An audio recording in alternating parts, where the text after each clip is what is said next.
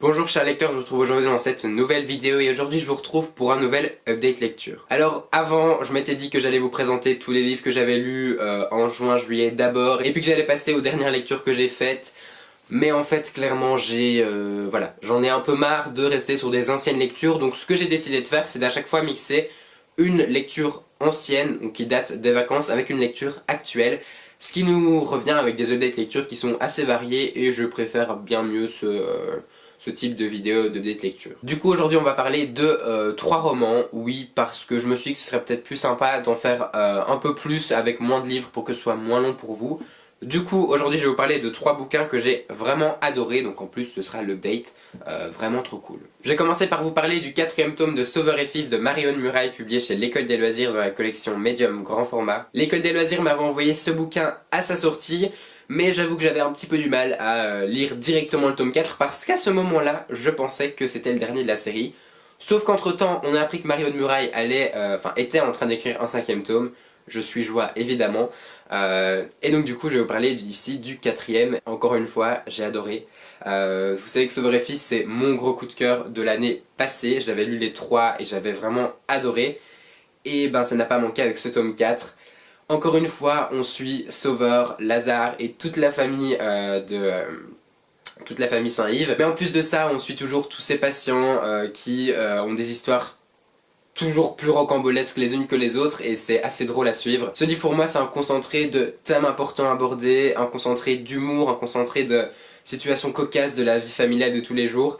Et qu'est-ce qu'on rit en lisant ce livre, et en même temps, quand on y repense, on se dit mais en fait c'est la vie banale d'un psychologue, mais on se sent tellement bien dans ce bouquin. Sincèrement, dès que vous avez un coup de mou ou quoi et que vous cherchez une lecture qui va vous remonter le moral, Sauveur et Fils, je pense que c'est typiquement la lecture à lire. Je sais pas ce que je pourrais vous en dire de plus, à part que clairement ça pourrait être mon tome préféré parce que bah voilà, je pensais que c'était le dernier, donc en lisant la dernière page j'avais un peu ce sentiment de c'est la fin.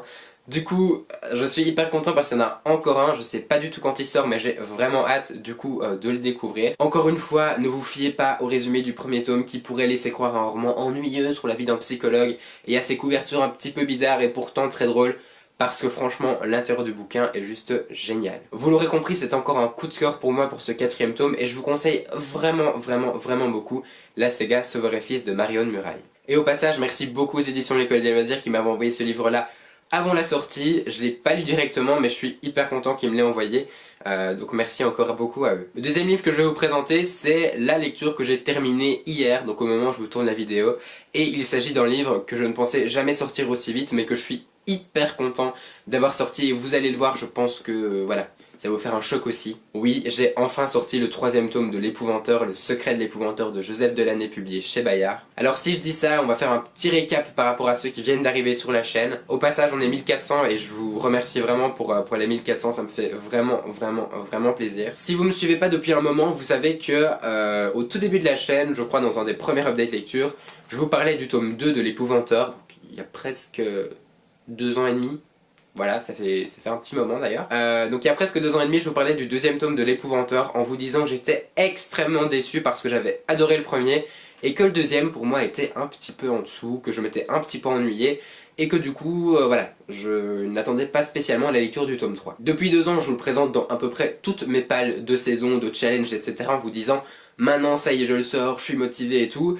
Et jusqu'à cet automne et principalement Halloween, je ne m'étais pas décidé à le sortir. En fait, on était pendant mes vacances de Toussaint, donc les vacances de fin octobre, et on allait approcher d'Halloween et je me suis dit bon, cette fois-ci tu le sors pour Halloween, t'es de nouveau dans une période de lecture où tu lis beaucoup, donc il faut absolument que tu le sortes. Du coup, je l'ai sorti et qu'est-ce que j'ai bien fait parce que j'ai adoré ma lecture. Alors oui, si vous avez suivi, c'est un livre que j'ai traîné pendant tout le mois de novembre. Et au final je suis pas mécontent parce que j'étais hyper impatient de retourner dans ma lecture. C'était un mois de novembre assez chargé où j'ai pas vraiment eu le temps de lire, mais voilà, j'ai pas vu le temps passer avec ce livre et j'étais à chaque fois vraiment hyper content de retourner dans cette lecture et de retourner dans les aventures de Tom Ward pardon, et de l'Épouvanteur. Et qu'est-ce que j'ai adoré, franchement je regrette vraiment beaucoup de pas avoir poursuivi directement avec ce tome 3. Dans ce tome-ci on suit l'Épouvanteur et on va découvrir, comme le titre l'indique, quelques secrets du passé de l'Épouvanteur et j'ai vraiment adoré cet aspect-là parce qu'on va vraiment rentrer dans sa vie et lui qui paraît être un homme sensible, sans cœur, avec une âme de béton, on se rend compte qu'en fait, ben, il a quand même quelques sentiments et que parfois ça lui a fait défaut également. On va donc tomber dans une relation autour de ça avec Tom et avec l'épouvanteur qui est hyper intéressante. Et en même temps, il y a d'autres forces du mal qui débarquent dans le comté, donc voilà, on se demande un peu comment ils vont s'en sortir, d'autant plus que pour ce tome-ci, on ne reste pas à Chippenham, on va à la maison d'hiver, donc à la maison de Asgolgark, enfin je sais pas comment on prononce, mais c'est une maison absolument horrible dans un village absolument horrible où il fait froid, où c'est l'hiver glacial, où voilà, c'est le froid qui vous pique de partout parce que voilà, c'est un froid un peu maléfique comme ça, où il y a plein de démons, de créatures du mal, de créatures maléfiques et ils vont devoir faire face à tout ça. Et encore une fois, j'ai vraiment beaucoup aimé. Du coup, j'ai vraiment hâte de lire le tome 4. Normalement, on se le fait en lecture commune avec le Socks Cranberries.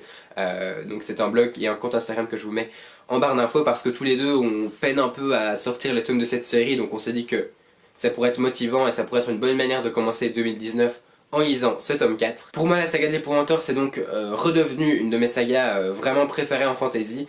Donc si vous avez des enfants qui aimeraient bien se faire peur à partir de 12 ans, je vous conseille vraiment la saga de l'épouvanteur. Et enfin, pour terminer cette update lecture, je vais vous parler d'une lecture aussi qui se prête parfaitement bien à la saison, puisqu'il s'agit de L'île au manoir d'Estelle Faye, publiée chez Scriner dans la collection Les coups de cœur de Cassandra O'Donnell. La collection Les coups de cœur de Cassandra O'Donnell est une nouvelle collection de chez Scriner qui est parue en octobre, avec 2 romans, celui-ci pour la partie 10-12 ans, et un autre que je vous présenterai dans un prochain update lecture pour la collection 8-10 ans. Je les ai tous les deux lus et très clairement c'est une collection que je vous conseille vraiment, notamment pour L'île au manoir qui est un roman qui se prête parfaitement bien à la saison automne-hiver puisqu'on plonge dans une ambiance sur une île un peu écartée du monde où il fait froid, où on se prépare à une tornade, donc voilà, tout le monde a un petit peu peur de la tornade qui va arriver, on est en train de mettre des blocs de sable un peu partout sur les digues pour essayer que l'eau ne parvienne pas à la ville.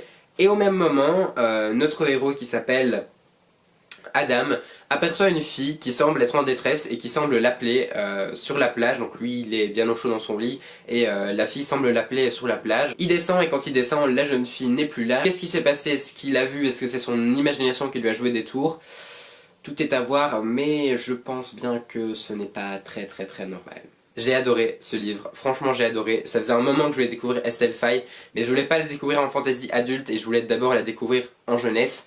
Ça a été fait avec ce livre-ci et je trouve qu'elle a l'art de bien poser le suspense et de bien poser le mystère. Parce que si je devais résumer cette histoire, ce serait vraiment le mystère. C'est une de ces histoires où on démarre dans le roman sans trop savoir ce qui va se passer. On nous met justement cette jeune fille et tout ce mystère qu'il y a autour en se disant mais qu'est-ce qu'elle foutait là et qu'est-ce qu'elle fait là et pourquoi est-ce qu'elle l'a appelée, est-ce que c'est vrai, est-ce que c'est pas vrai. Et tout au long de l'histoire on garde ce sentiment de est-ce que c'est vrai. Et ça j'ai adoré, d'autant plus qu'après on va bien rentrer dans l'intrigue, on va mêler des événements du passé avec des événements du présent qui vont avoir un impact sur le futur. Je sais pas si vous me suivez toujours mais c'est assez bien fait. Et quand on comprend le fin mot de l'histoire, c'est juste génial. Elle a vraiment réussi un coup de maître à ce niveau-là, je trouve. Et ce qui est vraiment bien, c'est qu'en plus, on a un espèce de grand méchant qui fait parfois flipper. Moi j'ai trouvé, hein, pour des enfants de 10 ans, on peut parfois flipper avec ce méchant-là. Mais il va se passer plein d'aventures, c'est fantastique à souhait. En même temps, c'est un peu policier parce que ils vont se lancer dans une petite enquête. Et il y a des liens entre le passé et le présent, comme je vous ai dit. Donc c'est un roman qui pour moi combine plein de choses qui sont très bien. Et donc franchement je vous conseille vraiment cette histoire là. D'autant plus si vous avez de jeunes lecteurs à la maison, que ce soit pour leur faire la lecture du soir ou bien pour qu'ils lisent tout seuls leur premier roman. Et c'est vraiment top. Franchement je vous conseille vraiment beaucoup. Voilà, c'est la fin de cette update lecture et comme vous l'avez vu, il y a plus ou moins des très bonnes lectures, voire des coups de cœur, hein. On a quand même un coup de cœur et 2 romans qui s'en approchaient vraiment. Si vous avez lu un de ces livres, n'hésitez pas à me dire ce que vous en avez pensé en commentaire, n'hésitez pas aussi à me dire si je vous ai donné envie de les lire, ça me ferait évidemment toujours plaisir. Si vous avez aimé cette vidéo, n'hésitez pas à mettre un petit pouce vers le haut et à vous abonner à ma chaîne pour suivre toutes mes péripéties sur YouTube. Je vous souhaite d'excellentes lectures et je vous dis à très bientôt dans une prochaine vidéo.